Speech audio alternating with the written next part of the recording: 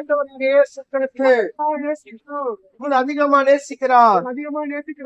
அவருடைய அன்பு மாறாத அன்பு, தெய்வீகமான அன்பு. ஆண்டவராக இயேசு கிறிஸ்து அவர் மரித்தது உண்மை. ஆனா சத்திய வேதம் சொல்லுகிறது அவர் மரித்த உயிரோடு எழுந்தார்னு வேதம் சொல்லுகிறது. இன்றைக்கு அவர் ஜீவிக்கிறார். அவர் ஜீவன் உள்ள தேவனாக இருக்கிறார். இந்த இயேசு கிறிஸ்து உங்களை பார்க்க அவர் நேசிக்கிறார். உங்க மேல் அன்பாக இருக்கிறார். அவர் கரிசனை உள்ள தேவன்.